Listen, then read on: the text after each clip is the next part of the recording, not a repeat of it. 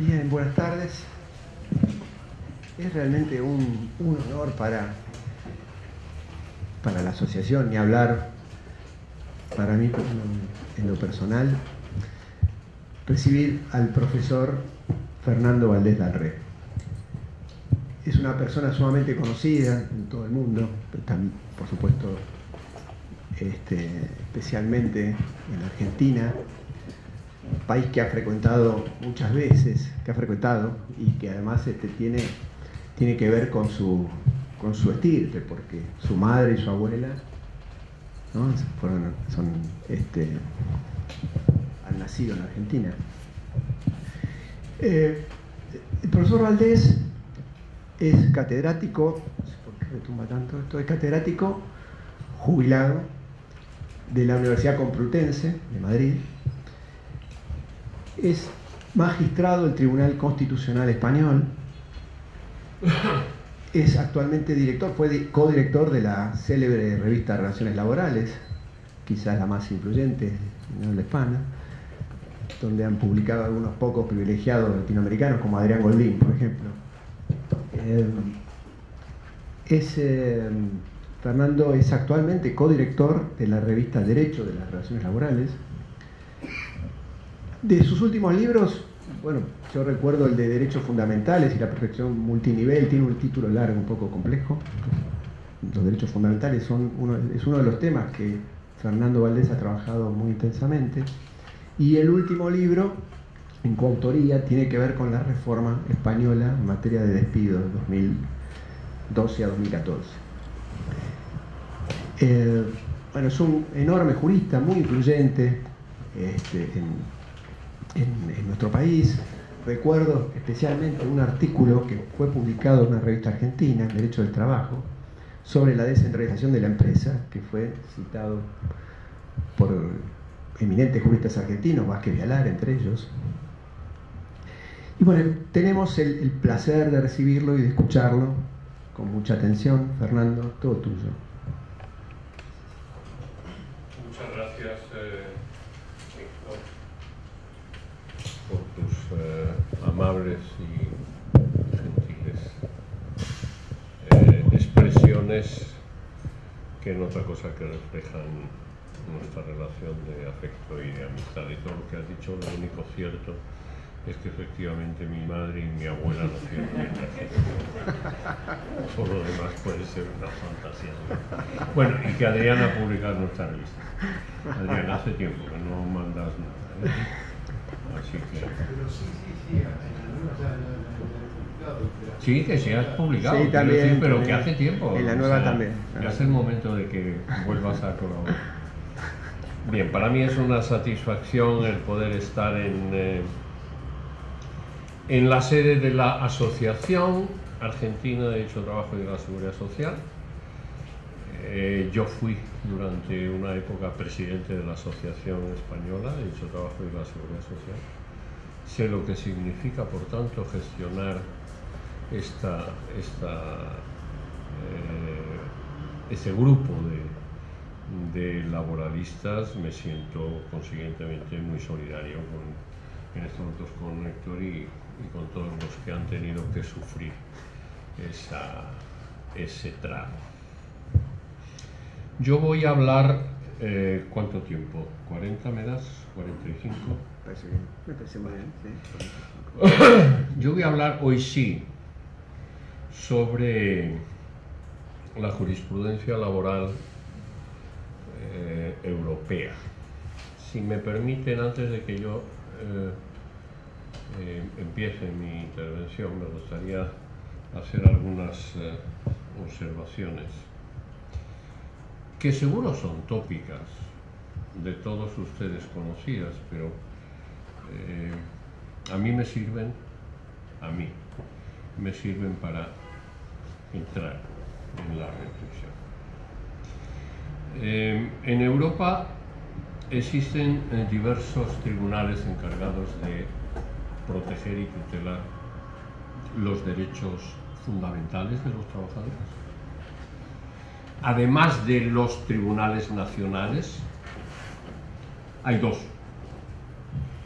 De un lado, el tribunal encargado de velar por el recto cumplimiento de la Convención Europea de Libertades Públicas y Derechos Fundamentales, el llamado Convenio de Roma de 1950, que yo a partir de ahora identificaré como Tribunal de Estrasburgo sin más. Además del Tribunal de Estrasburgo está el Tribunal de la Unión Europea, el Tribunal de Luxemburgo. Yo voy a hablar solo de la jurisprudencia laboral del Tribunal de Estrasburgo y voy a perder 2 minutos para justificar por qué hablaré del Tribunal de Estrasburgo y no del Tribunal de Luxemburgo. Pese a que en la Unión Europea fue aprobado, tras un larguísimo proceso y numerosas vicisitudes en el año 2007, la Carta Europea de Derechos Fundamentales, la llamada Carta de Niza, que dedica, que tiene, por cierto, una, si ustedes no la han visto, tiene una sistemática que se aparta de todas las declaraciones internacionales, porque las declaraciones internacionales lo que hacen es enumerar los derechos, básicamente diferenciándolos. Ahí están las cartas que desarrollan la Declaración de Derechos Humanos de Nueva York del año 60. Lo que hace la Carta Europea, la sistemática de la Carta Europea, es encuadrar los diversos derechos en epígrafes, en grandes epígrafes, que son derechos de libertad, derechos de justicia, derechos de propiedad, y me falta algún derecho. Bueno, digo, ¿por qué no voy a estudiar o a examinar la jurisprudencia de Luxemburgo? Porque el Tribunal de Luxemburgo, en una sentencia del año 2008 muy polémica, estableció que para que un tribunal nacional y consiguientemente los particulares nacionales de la Unión Europea pudieran exigir la aplicación de la Carta Europea de Derechos Fundamentales, resultaba necesaria que hubiera una norma europea reguladora de la materia. Es decir, el Tribunal de Luxemburgo estableció un vínculo de conexión entre la vigencia aplicativa de los derechos de la Carta y el derecho europeo, el derecho comunitario. El problema es que en materia laboral, en materia de derechos fundamentales de los trabajadores, la Unión Europea apenas ha dictado normas. Y como apenas ha dictado normas más allá de las directivas que tiene en materia de sucesión de empresas, de principio de igualdad, de materia de duración del contrato, o en materia de sexo, de discapacidad, lo cierto es que no existe jurisprudencia directamente relacionada con derechos fundamentales que sí se reconocen en la Carta Europea de Derechos Fundamentales, pero sobre los que el Tribunal de Luxemburgo no puede hasta el presente, salvo que cambie su criterio, cosa que es bastante improbable, al menos a medio plazo, no podrá pronunciarse, y consiguientemente yo he pensado que les expusiera la jurisprudencia sobre no los derechos fundamentales, sino las directivas comunitarias, pues les iba a producir una notable somnolencia, sobre todo a estas horas, porque les tendría que haber explicado previamente el contenido de la directiva que se aplica, que parecía que eso estaba fuera de contexto. Por eso he optado por la jurisprudencia europea dictada por el Tribunal de Luxemburgo. Perdón, por el Tribunal de Estrasburgo. Ahora bien, el Convenio de Roma solo tiene dos preceptos directamente aplicables en materia de derechos fundamentales de los trabajadores, que son el artículo 10, el artículo 11, en materia de libertad sindical, y el artículo 3 en relación con el trabajo forzoso. Bien es verdad que el Tribunal de Estrasburgo ha aplicado con mucha prudencia, hay que decirlo, los otros derechos, los derechos reconocidos, por ejemplo en el artículo 8, vida privada, o en el artículo 10, libertad de expresión, los ha aplicado a las relaciones laborales. Es decir, ha considerado que esos derechos genéricos en ocasiones también pueden ser objeto de vulneración en relaciones interprivadas. Pero en general, insisto, el Tribunal de Estrasburgo tiene una enorme prudencia por declarar la eficacia horizontal de los derechos fundamentales enunciados en el Convenio de Roma. Total, que yo de lo que les voy a hablar es de la jurisprudencia del Tribunal de Estrasburgo, no en materia de trabajo forzoso, porque eso se lo podría decir en 5 minutos, en que hay una sentencia muy importante, no sé si ustedes habrán oído hablar de ella, reciente, del año 2005, en donde el Tribunal de Estrasburgo declaró que constituía un trabajo forzoso el trabajo que en un determinado ámbito doméstico se realizaba en relación con algunos trabajadores, algunas trabajadoras procedentes de Marruecos que se encontraban en una situación próxima, no idéntica, pero próxima al trabajo forzoso, es decir, situaciones precarias y práctica inexistencia. Pero aparte de eso, la verdad es que el tribunal no ha llegado a Estrasburgo materia con suficiente contenido en relación con el artículo 3 del trabajo forzoso. Sin embargo, sí ha llegado no numerosos asuntos, pero sí han llegado los suficientes asuntos para que hoy se pueda hablar de una jurisprudencia que yo desde ahora mismo no puedo decir que se encuentre consolidada.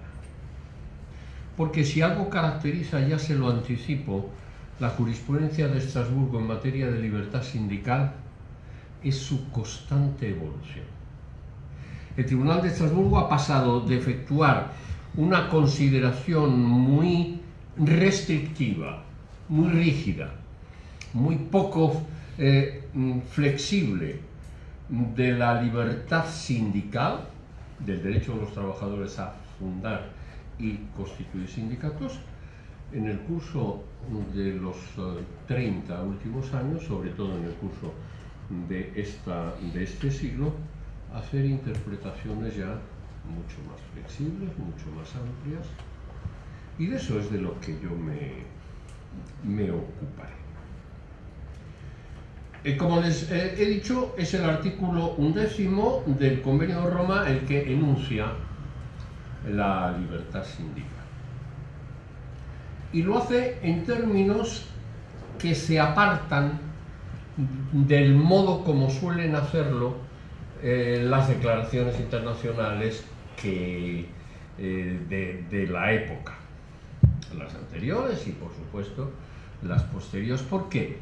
Digo, ¿en qué se separa? Normalmente la Declaración Universal de Derechos Humanos y por supuesto las constituciones que ya se habían dictado en el año 50 cuando se aprueba el Convenio de Roma, dotan a la libertad sindical de una autonomía sustantiva, es decir, la regulan en un precepto propio o en un apartado propio dentro de él. Sin embargo, el artículo 11 regula la libertad sindical vinculándola de manera directa a la libertad de asociación. El precepto, tras reconocer la libertad de asociación, la general libertad de los ciudadanos de asociarse, dice: también ha de entenderse incluido el derecho de fundar por otras personas sindicatos y de afiliarse a los mismos para la defensa de sus intereses.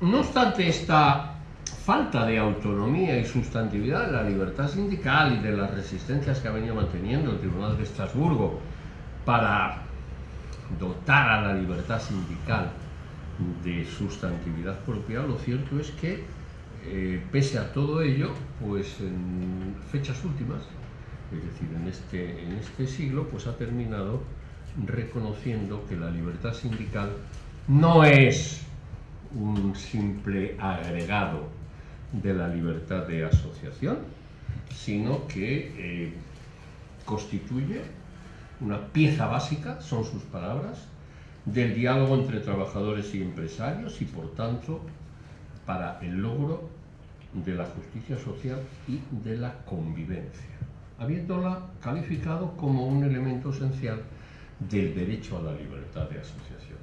No, como un elemento esencial, no ya un elemento instrumental, sino un elemento esencial.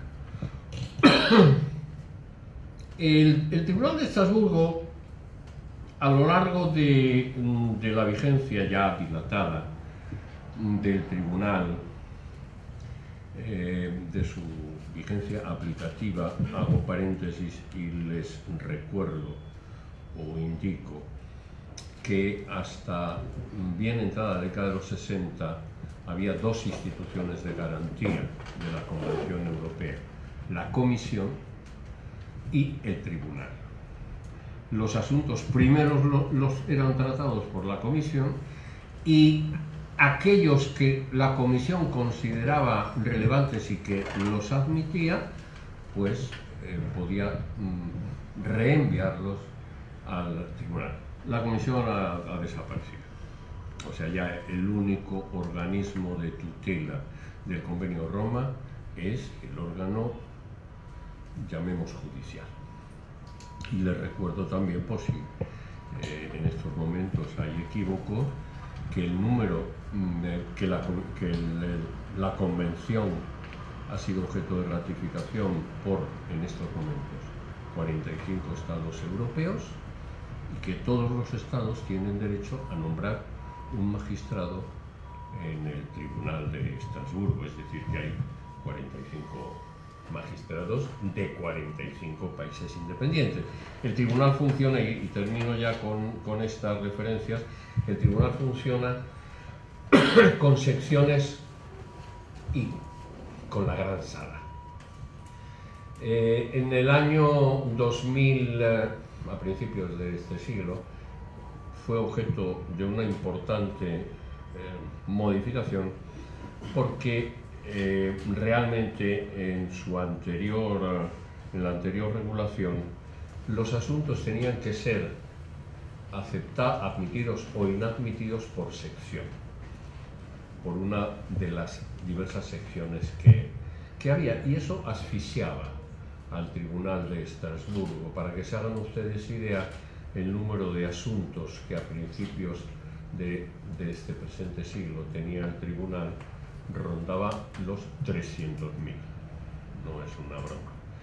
Y la admisión tenía que ser declarada por la sección, con lo cual los asuntos se dilataban mucho. ¿Qué es lo que hizo esa reforma?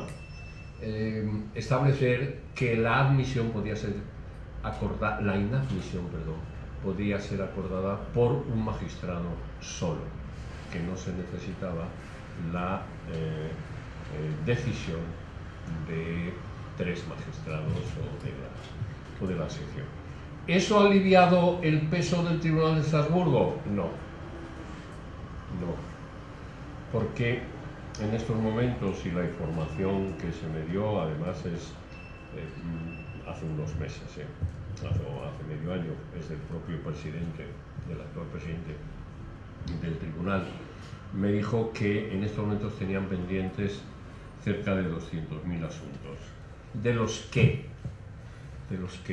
cerca de 100.000 procedían de Rusia. O sea, lo que les quiero decir es que Rusia hoy es el mayor proveedor de asuntos de Estrasburgo, seguido de los países, digamos, de la Unión de Repúblicas Socialistas Soviéticas, y últimamente Turquía está ocasionando muchos problemas y enviando muchos conflictos. En materia de libertad sindical, precisamente, los conflictos procedentes de Turquía han servido al Tribunal de Estrasburgo para establecer esa doctrina que se aparta de sus resistencias anteriores desde el punto de vista organizativo de acción sindical, a ampliar el concepto y sobre todo las facultades de la libertad sindical, le han permitido hacer interpretaciones notables. Pero en todo caso, esta sí ha sido una jurisprudencia lenta. Yo me voy a tener en explicarles a ustedes, por supuesto no toda la doctrina, pero sí, digamos, la evolución en los 3 o 4 puntos que yo entiendo que demuestran precisamente ese progreso de Estrasburgo en la interpretación de la libertad sindical, que hoy ya se aproxima claramente en su doctrina, se aproxima claramente pues a lo que pueden establecer las jurisprudencias constitucionales de los países de la vecindad jurídica de España, es decir, Francia, Italia, Alemania, Portugal, etc. No hay grandes diferencias. Insisto, es verdad que la resistencia suya ha sido notable, pero hoy hay una cierta similitud. Por lo demás, y ahora sí termino, les recuerdo que a Estrasburgo van los particulares. Una vez que han agotado la vía judicial nacional, tiene que haber un agotamiento de todas las instancias que en cada país se establecen como de obligado cumplimiento. Una vez agotada esa vía, van a Estrasburgo. Pero la parte demandada, son los estados. No es la parte demandada del pleito nacional. ¿Eso qué quiere decir?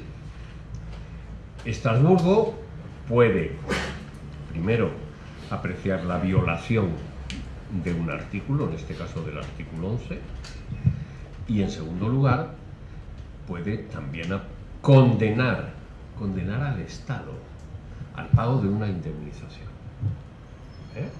Al Estado, no al particular que hubiere, por decirlo en un lenguaje comprensible y en el que resulte aplicable la eficacia horizontal, no al empresario, o no a la entidad pública que hubiera impedido el ejercicio de la libertad sindical. Es el Estado el que es condenado. Al menos en España, y yo creo que la conclusión es aplicable a los países del entorno, las sentencias de Estrasburgo no son directamente ejecutivas. No son ejecutivas. Es decir, el afectado no llega y dice aquí. Pero lo que sí puede hacer el particular que ha tenido un pronunciamiento favorable a la lesión del derecho denunciado, reclamar ante el órgano judicial nacional la desaparición de la vulneración y, en su caso, también la oportuna indemnización por la lesión que hubiere declarado, con independencia de que el Estado haya sido o no condenado.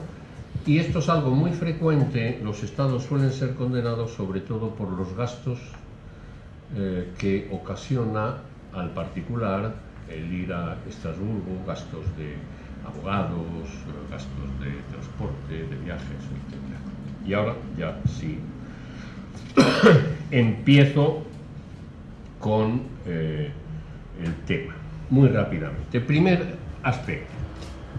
El artículo 11 dice que reconoce el derecho a fundar un sindicato y afiliarse al mismo.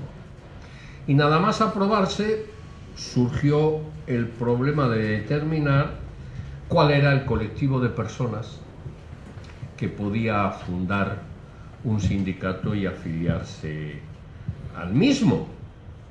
Y desde épocas fundacionales, el Tribunal Europeo entendió que había que establecer un criterio amplio, es decir, el derecho a fundar sindicatos y afiliarse al mismo no solo correspondía a los sujetos individuales, a los trabajadores en un sentido amplio, tal y como fueran definidos por cada sistema jurídico, sino que también integraba a los propios sindicatos, es decir, que reconoció el derecho de los sindicatos a federarse o confederarse. Hasta fechas recientes el tribunal no tuvo oportunidad de resolver litigios que versaran sobre el ámbito del derecho mismo. Hay temas que han sido objeto de especial consideración, que son rápidamente los que yo voy a enunciar antes de hablar sobre acción sindical. Primero, materia de discriminación por razones sindicales. Hay aquí una sentencia muy importante del año 2002, la sentencia Wilson National Union of Journalists y otros, et al.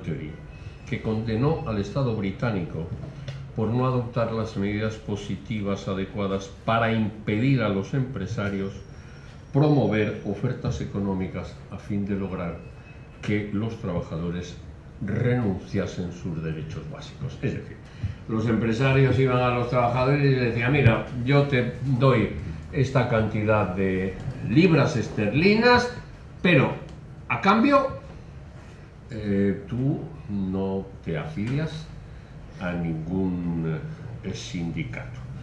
Y por tanto eso significaba la garantía para el empresario de que no iba a tener en su empresa un sindicato encargado de crearle conflictos. En el país del close shop. En el país del close shop. No, sí, sí. Luego diré algo del close shop. También en el año 2009 se dictó una resolución, la resolución Danilenkov y otros, en que la Federación Rusa es igualmente condenada por incumplir obligaciones positivas de ejercicio efectivo de la libertad sindical, al consentir la legislación rusa que los empresarios pudieran efectuar coerciones y presiones económicas y laborales con vistas a que los trabajadores no lograran, no pudieran, no se afiliaran.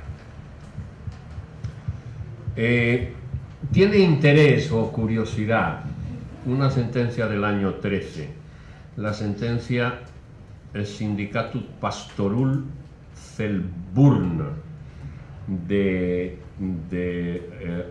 Rumanía. El Tribunal Europeo hubo de pronunciarse sobre la aplicación o no del derecho a fundar sindicatos a un colectivo de 32 sacerdotes ortodoxos y 3 trabajadores laicos. Una vez que las instancias administrativas y judiciales rumanas negaron ese derecho, ellos acudieron a Estrasburgo y la sección le reconoció el derecho a constituir un sindicato. Pero ojo, la regulación, el régimen jurídico de Estrasburgo consiente al Estado o a la otra parte que la sentencia de la sección sea remitida a la Gran Sala, a la llamada Gran Sala. Y entonces la Gran Sala exactamente decidió lo contrario, entendiendo que reconocer a los sacerdotes ortodoxos este derecho a fundar un sindicato equivalía a impedir o coartar a la organización religiosa, es decir, a la Iglesia ortodoxa, de un razonable margen de autonomía. Por tanto, dentro de la Iglesia ortodoxa, era ella a la que correspondía crear las oportunas organizaciones sin que pudiera los miembros decidir qué hacer. El tema de la libertad sindical negativa, al que se ha referido Héctor, ha sido enormemente debatido. Ha sido enormemente debatido en el Tribunal Europeo porque, como saben ustedes, en Europa algunos países anglosajones, pero también los nórdicos, establecen las denominadas cláusulas sindicales, que obligan o impiden, pero sobre todo ahora me interesa decir obligan a afiliarse a un determinado sindicato. Y eso puede suceder una vez que ha ingresado el trabajador en la empresa o antes de que el trabajador haya ingresado en la empresa, es decir, que se convierte en un elemento, un requisito de contratación. Inicialmente, Estrasburgo dijo que en una muy famosa sentencia, una de las más famosas, el asunto Young, James and Webster contra el Reino Unido, dijo que en relación con la empresa British Railways, unos trabajadores fueron despedidos por negarse a afiliarse a alguno de los tres sindicatos que operaban en la sociedad de los ferrocarriles, iniciaron un proceso y entonces el Tribunal Europeo descartó los perjuicios de las cláusulas de seguridad social, de seguridad sindical. Cerca de 12 años después, la cláusula Young James es del 81, una docena de años después, pues hubo de pronunciarse sobre también un mismo tema y resolvió el tema Simpson contra United Kingdom y resolvió prácticamente lo mismo, que las cláusulas, el post-entry closure, pues no atentaban al artículo 11 del convenio de Roma. Va a empezar a cambiar algo con una sentencia, el asunto Sorensen et Rasmussen, Dinamarca, en el año 2006, que ya no afectaba al post-entry closure, sino al pre-entry. Pero también aquí el tribunal pues empezó a decir que sí, que resultaba necesario saber si la libertad, si la obligación de afiliarse causaba o no algún tipo de perjuicio, pero resistió mucho a evitar pronunciamiento. Fue en el 2007 dos sentencias contra Suecia, la sentencia Olson y la sentencia Evalson y otros, en las que efectivamente, la ley sueca, en el primer caso, la sentencia Olsson, imponía la obligación de abonar una carga tributaria, una cuota, a las organizaciones de empresarios estuvieran o no, el empresario estuviera o no asociado a ella. Y en el segundo caso, el caso Evalson, el convenio del sector de la construcción contemplaba el deber de todos los trabajadores, afiliados o no al sindicato que hubiera firmado el convenio, a financiar los costes producidos a fin de verificar el cumplimiento por las empresas de las condiciones negociadas. Es decir, había una comisión que se encargaba, una vez de firmado el convenio colectivo, de controlar si efectivamente las empresas estaban cumpliendo las cláusulas del convenio colectivo, y a este propósito eran los trabajadores los que tenían que financiar ese coste. Pues bien, aquí ya sí el tribunal claramente señala que este tipo de cláusulas de seguridad, incluidas las que comportan el pago de cuotas, constituyen una violación del artículo 11.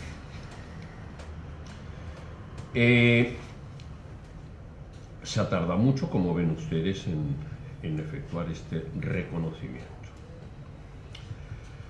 El tribunal también ha mantenido mucha resistencia, y paso ahora de la organización a la acción. Ha mantenido mucha resistencia para reconocer que dentro del ámbito objetivo ahora, ya no subjetivo, objetivo de la libertad sindical, se encuentra el derecho a la negociación colectiva y el derecho a huelga. En una muy conocida también sentencia del año 75, la sentencia del Sindicato Nacional de la Policía Belga, el tribunal dijo que el artículo 11, palabras suyas, no garantiza a los sindicatos ni a sus miembros un tratamiento concreto por parte del Estado, de modo que lo que exige el convenio es que la legislación nacional permita a las organizaciones sindicales, luchar en defensa de sus intereses. Y por tanto, terminó diciendo, la libertad sindical no tutela el derecho de consulta ni el derecho de huelga. Y tampoco impone obligación alguna a los empresarios de emprender tratos contractuales colectivos. Más claro, imposible. Bueno, pues esta jurisprudencia se ha mantenido durante mucho tiempo. Comenzó modificándose una inteligencia de la libertad sindical comprensiva de la negociación colectiva. Va a comenzar con la sentencia Wilson National Union of Journalists, que la he citado, en la que se sometió a juicio del Tribunal de Estrasburgo, a través de una pluralidad de litigios promovidos por diversos colectivos sindicales, la conformidad del artículo 11 al convenio de la regla de derecho británico de consentir a los empresarios, lo he dicho ya, ofrecer compensaciones económicas a los trabajadores a su servicio.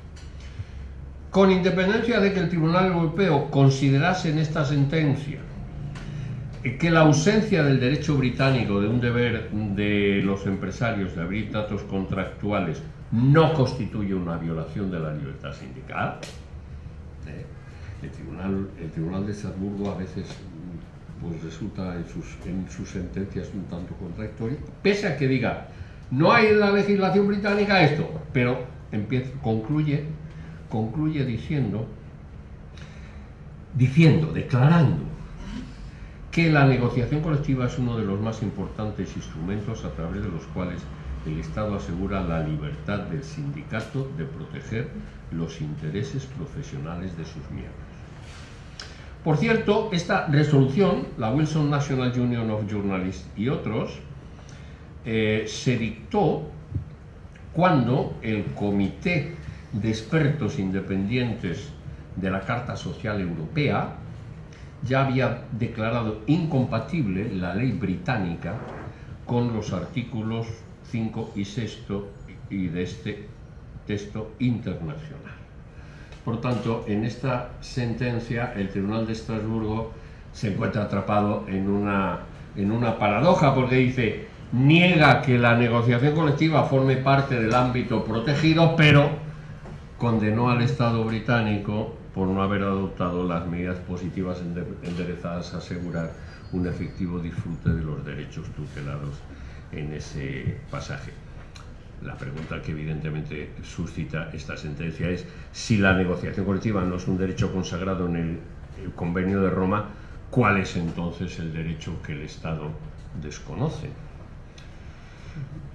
Esta situación de dudas y constantes titubeos se va definitivamente a cancelar con el dictado de la sentencia de Demir y Baykara contra Turquía del año 2008. Se encuentra en el origen una demanda interpuesta por dos funcionarios de nacionalidad turca en representación de un sindicato que alegaban la violación por las autoridades del artículo 11 en razón de habérseles denegado el derecho de fundar un sindicato y entablar negociaciones con vistas a concluir acuerdos y convenios colectivos. Pues bien, en esta ocasión reciente, 2008, el tribunal, en el apartado dedicado a analizar los principios generales concernientes al derecho sindical, establece claramente que la negociación colectiva constituye una manifestación esencial de la libertad sindical. Posteriormente ha habido otras resoluciones y voy a terminar. El derecho de huelga. El derecho de huelga ha seguido un proceso, una evolución muy parecida al derecho de negociación colectiva. Hubo una sentencia en su momento que es la equivalente a la del Sindicato de Policía Nacional belga en materia de negociación colectiva, una sentencia, la Smith y Dahlström, paréntesis, no sé, Smith, si a ustedes les suena el nombre Smith referido a la literatura científica sueca. Uno de los mejores laboralistas suecos de la época era el profesor Smith, que dejó algunos libros sobre libertad sindical magníficos. Pues bien, el profesor Smith era miembro de unas confederaciones sindicales suecas y convocaron una huelga durante la negociación de un convenio. ¿Y qué dijo el tribunal en su momento? Que el derecho de huelga no se integraba dentro del derecho a la libertad sindical. Esta sentencia, la Smith y Dahlström contra Suecia, se dictó a final de la década de los 70, algunos años después de la sentencia del Sindicato Nacional de Policía belga en materia de negociación colectiva. 35 años después, el Tribunal Europeo habría de enfrentarse de nuevo al problema este. Y inicialmente dicta unas sentencias en las que otra vez vuelve a manifestar una ostentosa falta de correspondencia entre los principios aplicables y los argumentos manejados para descartar que el derecho de huelga integre la libertad sindical. Es decir, es una argumentación del Tribunal de Estrasburgo, una vez más en esta materia como en materia de negociación colectiva o de libertad sindical negativa, evasiva, contradictoria, en donde se aprecia que se hacen todos los esfuerzos para eludir la resolución de manera frontal y directa del problema que se le plantea. Tendríamos que esperar al año 2009, en donde un año siguiente a Demir y Baykara. En el 2009 el tribunal resuelve el asunto Energy, Japisol y Sen, una vez más contra Turquía. A Turquía tenemos que agradecerle que hubiera producido estos conflictos, porque gracias a ello pues el Tribunal de Estrasburgo pudo pronunciarse en los términos satisfactorios hoy. Bien, en esta sentencia un sindicato turco de funcionarios califica como contraria a la libertad sindical una circular del gobierno que prohíbe las huelgas para este colectivo, todo tipo de huelgas, y además lo prohíbe para todo empleado público. El Tribunal de Estrasburgo dice que esta circular, al vedar de manera absoluta a todos los funcionarios el derecho de huelga, sin haber procedido a validar o valorar los imperativos establecidos en el artículo 11.2 del convenio, que permite precisamente en determinados supuestos permite a los estados establecer límites o excepciones al ejercicio de la libertad de asociación, dice que esa decisión no responde a una necesidad social imperiosa. Posteriormente se va a dictar una sentencia también muy importante, posteriormente ya en el año 14, es decir, anteayer.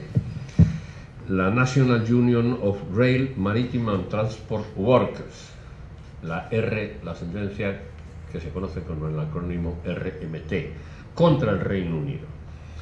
El Tribunal Europeo es llamado a pronunciarse a instancia de una organización sindical sobre la conformidad del artículo 11 de ciertas restricciones al ejercicio del derecho de huelga previstas por la legislación británica, en este caso respecto de las huelgas de solidaridad.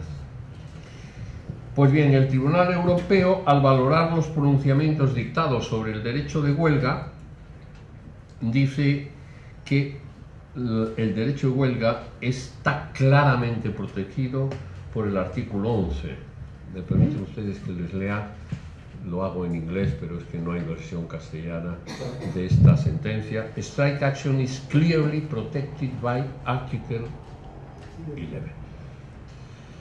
Adicionalmente, y aunque en relación con las huelgas de solidaridad manifiesta que no forma parte del corazón de la libertad sindical, no forma parte del core aspect of trade union freedom, el Tribunal Europeo señala que esta modalidad de huelga, la de solidaridad, ha de ser enjuiciada como parte de la actividad sindical cubierta por el artículo 11.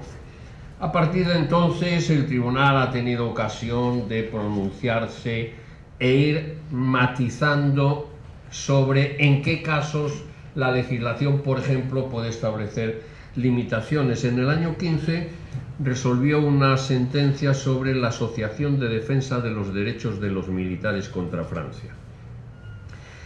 El Tribunal de Estrasburgo hizo constar que las disposiciones del Código de Defensa francés, que prohibían pura y simplemente la constitución y la adhesión a los militares de afiliarse a un sindicato, no respetaban la obligación de los estados de buscar un justo equilibrio entre los intereses concurrentes, afectando a la esencia misma de la libertad convencionalmente consagrada.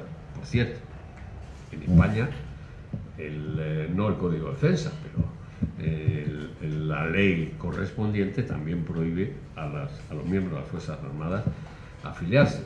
No ha habido modificación alguna pese a esta sentencia.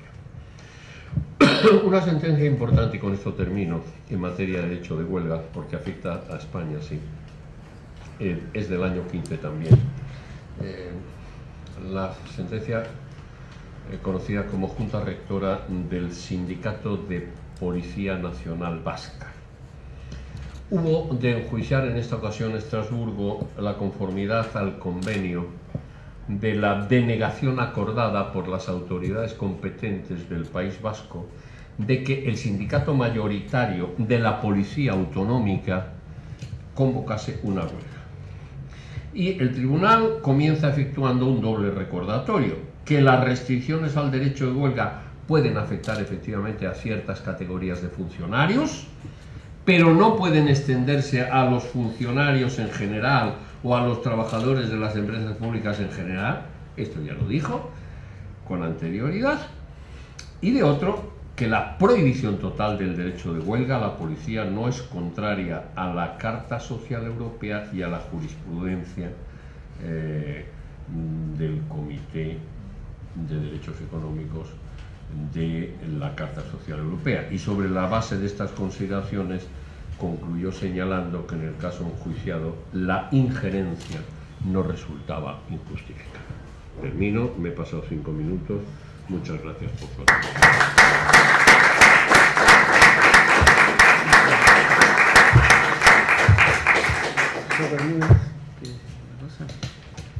Bien, tenemos unos minutos para hacer algunas preguntas o comentarios. Si demoran 3 segundos... iba a decir, yo iba a hacer una. Adrián, por favor. No, por favor. Siendo tan parco el artículo 11, digamos que solamente habla del derecho de formar sindicatos y afiliarse a los mismos, y además de citarse a sí mismo en sus precedentes, el Tribunal Europeo de Estrasburgo, ¿sí, qué otros apoyos normativos utiliza, digamos, para buena pregunta. Convenios de la OIT. Sí, vamos a ver, Vamos a ver, buena pregunta. Inicialmente, Estrasburgo mantuvo una formidable resistencia a interpretar los artículos del Convenio de Roma a la luz de declaraciones internacionales homólogas o de la jurisprudencia de otros tribunales, incluidas las jurisprudencias nacionales consolidadas. Sin embargo, esto va a terminar a finales de los años 90, en donde ya es, no digo muy usual, pero no es infrecuente, el encontrar que en materia laboral de libertad sindical, el tribunal recurre a los convenios 87 y 98 de la OIT, a la jurisprudencia de la Comisión de Expertos de la OIT, al Comité de Derechos Económicos y Sociales de la Carta Social Europea, aunque sabemos que este Comité de Expertos no es un órgano judicial, y por tanto, al no ser órgano judicial, pues, pero también le cita, y ya es más infrecuente, de vez en cuando cita jurisprudencia nacional de estados, de jurisprudencia constitucional de ámbito nacional. Pero la OIT y la Carta Social Europea pues lo cita. No puede citar el Tribunal de Luxemburgo, porque el Tribunal de Luxemburgo lo único que ha hecho, supongo que ustedes lo recordarán, y si no se lo aprovecho para decírselo, dictó en Viking, Laval, Ruffert, unas sentencias, pero claro, ahí no se analizaba estrictamente, no se analizaba el derecho de huelga, porque todavía no se había aprobado la Carta Social Europea, pero ahí lo que se establecía era si el derecho de huelga podía o no establecer limitaciones a una de las libertades económicas del Tratado de la Unión Europea.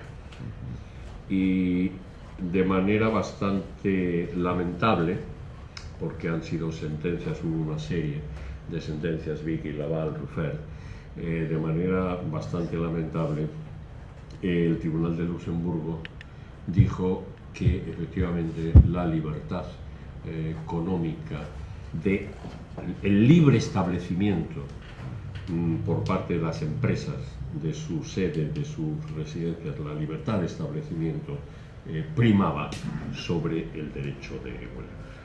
Desde la sentencia de Ruffert no ha habido oportunidad que me conste de que el Tribunal de Luxemburgo se pronunciara. Y claro, el Tratado de la Unión Europea establece que la Unión Europea no tiene competencia, así lo dice literalmente, no tiene competencia para regular, entre otras materias, el derecho de huelga. Dicho en otras palabras, el derecho de huelga es de competencia estrictamente de los estados integrados en la Unión Europea. Siendo esto como es, pues se pueden ustedes imaginar que, salvo que se modifique ese precepto de la Unión Europea, cosa que a mí me parece absolutamente impensable, no ya a corto, a medio plazo, el Brexit, Hungría, Polonia, etcétera, la restricción que muchos estados están pidiendo de que Bruselas deje de tener tantas competencias, que devuelva competencias, etcétera, etcétera, pues no me parece fácil que Luxemburgo tenga la ocasión de pronunciarse ni sobre el derecho a la negociación colectiva ni sobre el derecho de huelga, y mejor que no lo vuelva a hacer, porque puede volver a poner en cuestión estos derechos en su colisión con los derechos, con las libertades económicas fundantes de la Unión Europea. Diego, por favor. Fernando, gracias por estar aquí. Mi pregunta es una conclusión que obtengo, quiero saber si es válida y en vinculación con algo propio de la Argentina.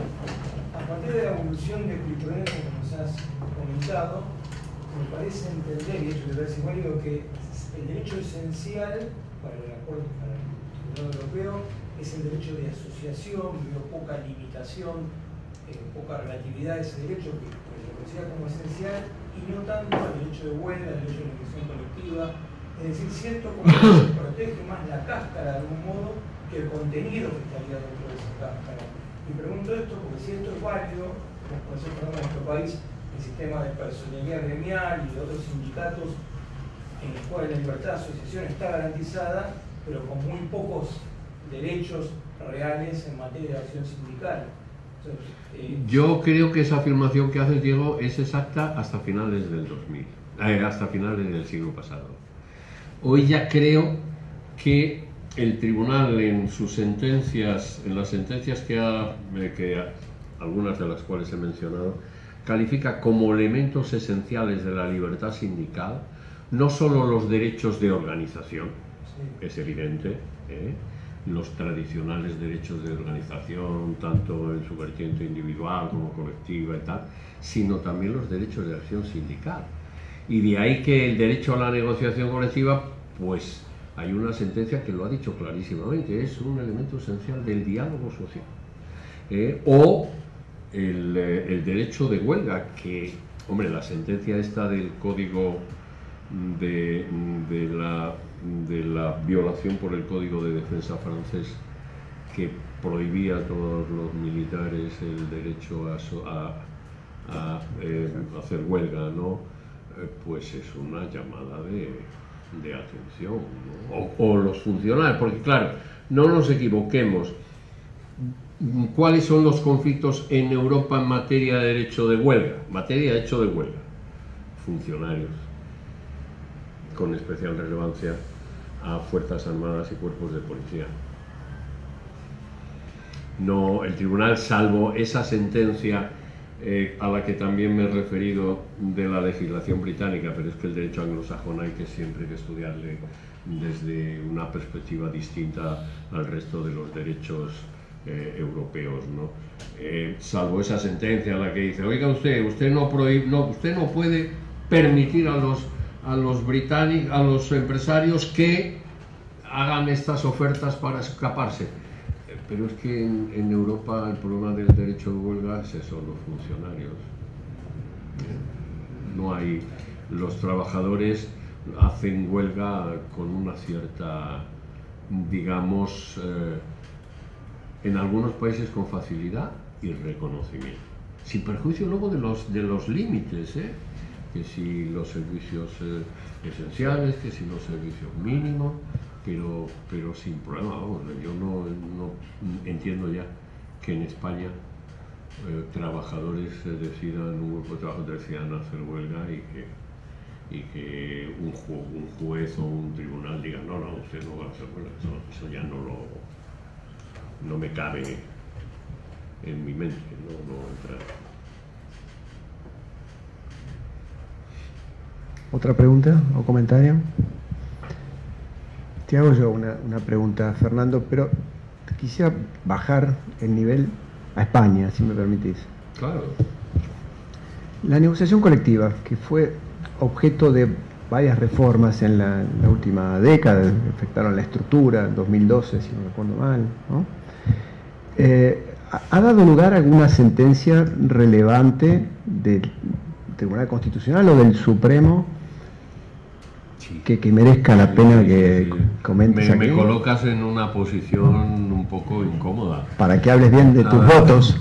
Ha dado lugar, bueno, efectivamente, para situar a los que no lo sepan, la reforma del 2012 del Partido Popular, del Estatuto de los Trabajadores, afectó a la estructura de la negociación colectiva. Y entre otros aspectos, modificó la relación entre convenio sectorial y convenio de empresa.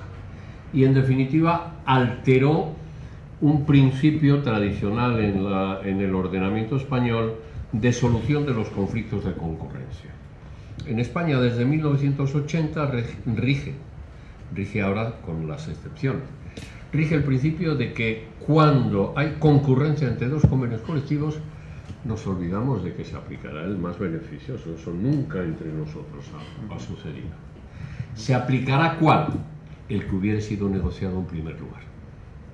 Es decir, hay un principio de atribución al convenio priori in tempore, de una prioridad absoluta de vigencia aplicativa del convenio priori in tempore. Les pongo un ejemplo. Hay un convenio de empresa en vigor, de empresa de la construcción.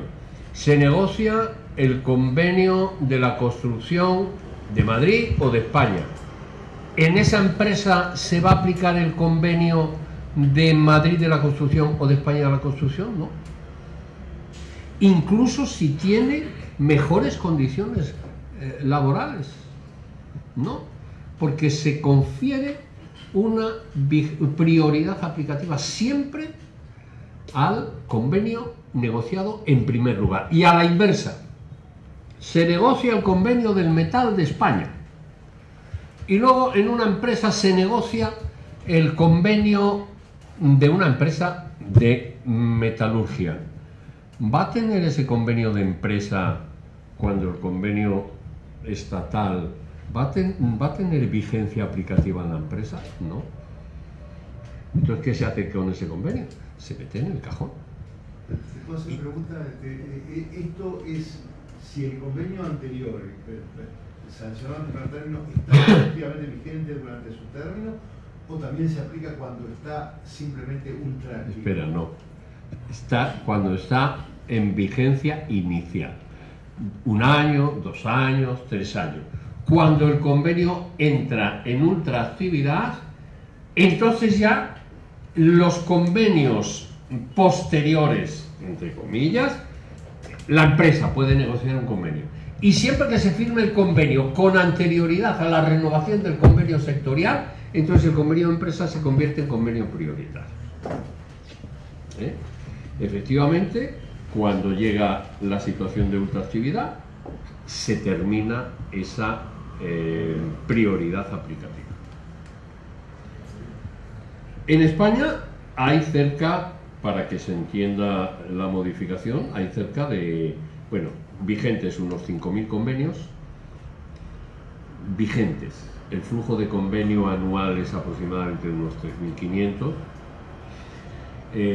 vigentes 5.000 o 5.500, doy cifras aproximadas y generales. Y la empresa es el convenio más frecuente, es decir, casi el 50% de los convenios vigentes son de empresa. En España, desde el año 80, la negociación de la empresa tiene mucho poder. Ojo, lo que sucede es que si en lugar de tener en cuenta el número de convenios, tenemos en cuenta el número de trabajadores afectados, los convenios de empresa apenas regulan el 20% del trabajo asalariado. Porque en España, yo no sé aquí, pero en España, la dimensión de las plantillas de las empresas es muy reducida. Entonces, pero bueno, el convenio de empresa no es una anomalía en España. Llega la reforma del 87, del 2012. ¿Qué hace el convenio? ¿Qué hace la reforma? Les cuento lo que hace y posteriormente lo que la reforma pretende lograr. ¿Qué hace? Dice que cuando en una empresa rija un convenio sectorial, porque el convenio sectorial resulte aplicable por ser prior intempore, va a poder renegociarse, van a poder renegociarse ciertas condiciones de trabajo fijadas en el convenio sectorial, y entonces esa renegociación de las condiciones del convenio sectorial que se renegocian, que sustituyen al convenio sectorial de la empresa, tienen prioridad aplicativa. Con dos, digamos, elementos adicionales. Primero, sabemos que, al menos en Europa, yo aquí no sé, los convenios superiores, de ámbito superior, pueden establecer criterios reguladores de la estructura de la negociación. Es decir, un convenio estatal puede decir: yo voy a regular la materia de esta materia y esta materia, me la reservo yo, un problema de competencia, no de jerarquía, de competencia, y los convenios de ámbito inferior, los autonómicos en España, o los provinciales, o los de empresa, van a poder negociar estas otras materias. Es decir, los convenios estatales en España, así lo dijo una norma establecida desde el año 80, tienen esa facultad estructuradora de la negociación colectiva. ¿Qué finalidad tiene esta facultad, esta función estructuradora? Evitar que todos los convenios colectivos repitan y reproduzcan lo del convenio anterior. Buscar la especialización. Ejemplo: ¿cuál es el ámbito convencional más adecuado para negociar el horario? ¿El convenio del Estado o el convenio de empresa? Pues hombre, el convenio de empresa.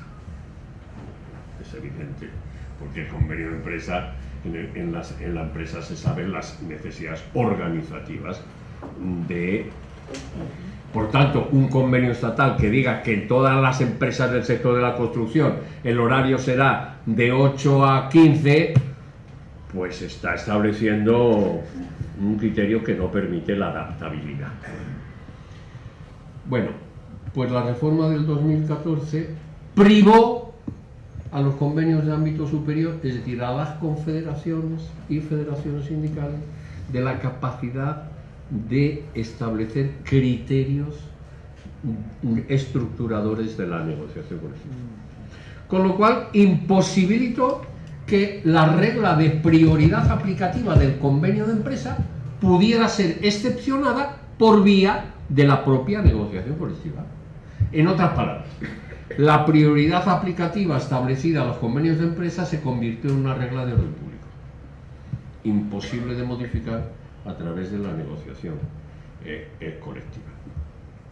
¿Qué es lo que pretendió el gobierno? Porque claro, ustedes se pueden imaginar, en una empresa, cuando se revisan, porque solo se pueden revisar ciertas materias, entre las que vaya por donde está la jornada, el salario, la jornada y el salario. Hombre, cuando el legislador lo que permite en las empresas es modificar la retribución salarial, la duración de la jornada, ¿qué es lo que pretende en la empresa? Que se empeoren las condiciones del convenio sectorial, porque para mejorarlas nunca ha habido duda que en la empresa se pueden establecer acuerdos de empresa de mejora del convenio sectorial. Ahí no rige el prior intempore, porque no se modifica el convenio del sector. Entonces, la reforma que pretendía poner en manos de los empresarios la posibilidad de llevar a cabo devaluaciones salariales a través de convenios de empresa. Eso es lo que se hizo. En España, desde el 12 hasta el 16, se ha producido una devaluación salarial de cerca del 15%. Depende de sectores, depende de sectores, pero casi del 15%. Porque claro, imagínense ustedes, les pongo un ejemplo muy banal, imagínense ustedes un pequeño empresario de 30 trabajadores afectados por el convenio de empresa, llama a su representante, a los delegados que llamamos en España delegados de personas, y le dice: oye, mira, estos salarios yo no puedo pagarlos, no voy a pagarlos, así que vamos a negociar nuevos salarios. ¿Pero qué dice usted, hombre? ¿Cómo vamos a modificar? Ah, pues vosotros veréis, si no negociáis el convenio, que sepáis que voy a despedir a 15 trabajadores. Vamos, se firma. Estamos un poquito, digamos, prácticos. Se ha producido una formidable devaluación. Esta es, según el gobierno socialista, la primera modificación que se quería hacer de la reforma del 2012. Hasta el presente no se ha hecho. No me pregunten por qué.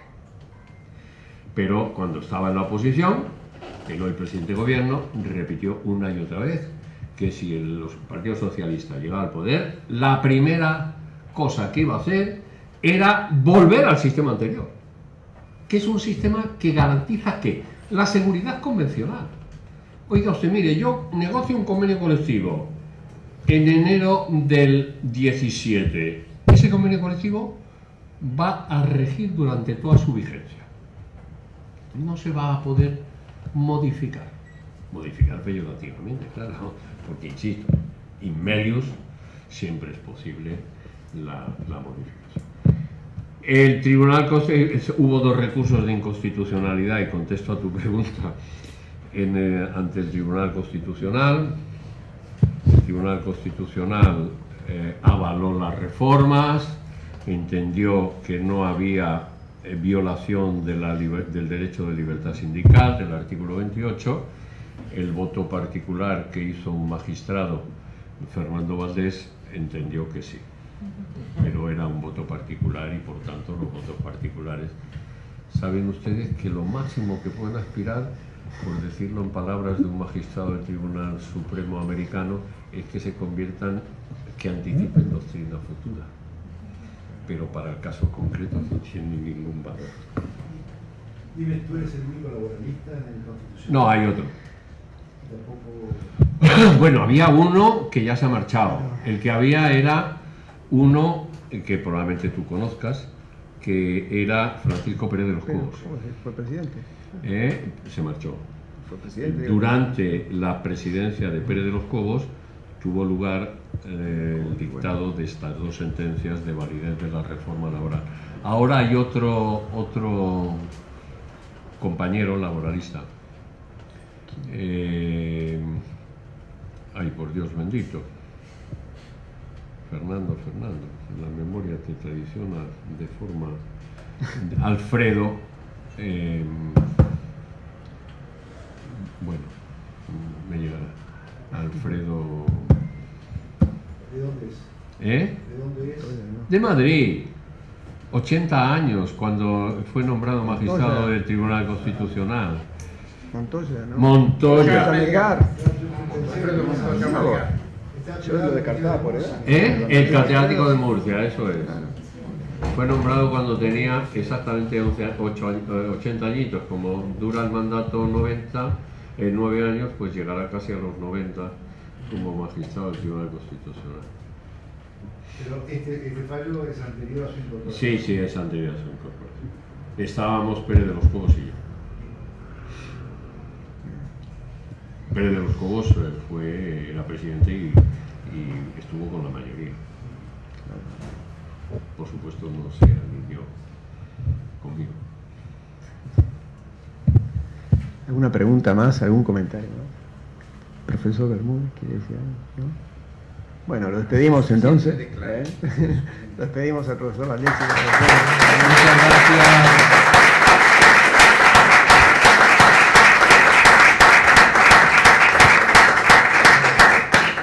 Ha sido un placer estar en esta Gracias. sede con todos ustedes.